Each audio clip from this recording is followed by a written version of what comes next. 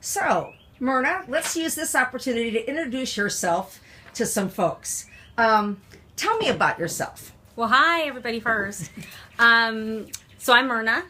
I feel like I'm just a normal, everyday, regular person, except I have the unusual ability of speaking to people who have passed over. That's probably the only thing that separates me from everybody else. I am a New Yorker who lives in the Southeast, and my everyday life is just really spent in, helping people connect with those who have passed over. So when did you realize that you had a special gift? I was 3 years old. It happens that way for most people if it's going to happen. 3 years old.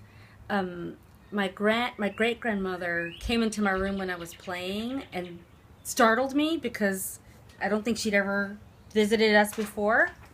And she just popped in and said, "Tell your father that I died." And I remember just being rooted to the spot and going, okay, okay. And then she got impatient and she said, "Give me a hug." And she came to me and she patted me on the head and she said, "Don't forget, tell your father I died." And then she left, like she somehow just sort of drifted away.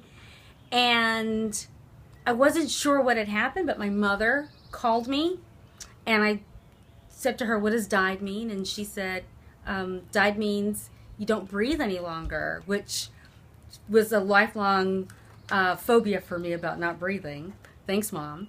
And so she wanted to know why. And I told her, I said, well, her name was Mama Flossie. And I said, she came in the room and she said she died. And my mother said, "That's not funny. That's not a joke. Your father will get hurt." And then a few minutes later, my father came into the room and said that somebody had called and said that she had died. And so that's how we knew. That's how we found out. Wow. So explain to me the kind of gifts you have, because as I understand it, not all mediums have the same gifts. What are yours? So you may have heard of the clairs, clairvoyance, meaning I can see things that other people cannot perceive. Clairaudient, that means I can hear things other people cannot hear. Claircognizance, meaning I just know things, fully formed thoughts and ideas and memories come into my head. I have a great deal of empathy, meaning I can feel the emotions of other people. And I have the rarest gift, which is interpretation, meaning I can pull them all together, find out the patterns, and understand exactly why those patterns are showing up in people's lives. How have you developed these gifts over time? I didn't purposefully. I did everything that I could to not tap into the gifts. I was very conflicted about the gifts for the longest time. But I had a medical procedure, emergency surgery, and in that emergency surgery, I died. I bled out, and they had called it. They had said I was dead. I was gone.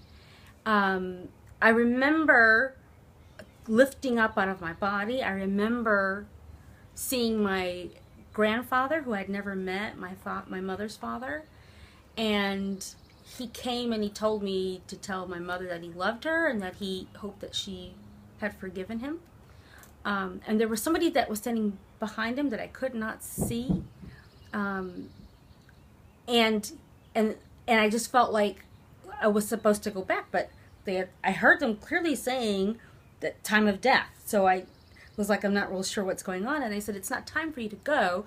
There are things that you have to accomplish, and you have these gifts, and these gifts are going to be part of what you need." And then I remember very clearly the person standing behind my grandfather pushing me at my third eye, pushing me back.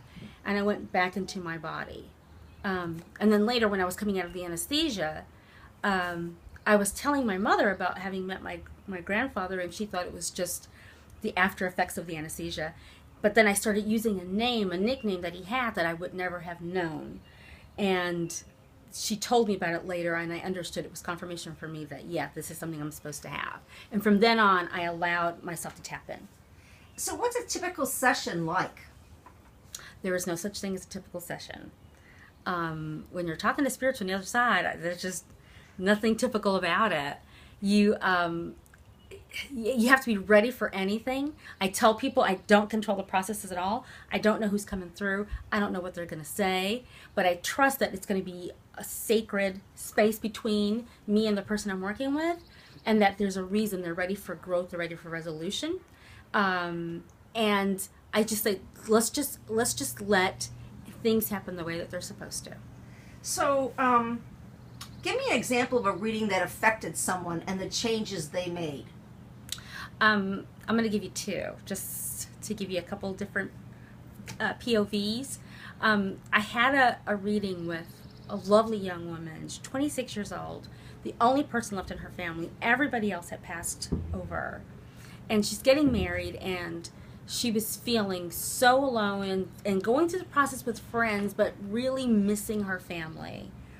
And she came to me just because she wanted to know if anybody even was aware or if she could tell them or what have you. And when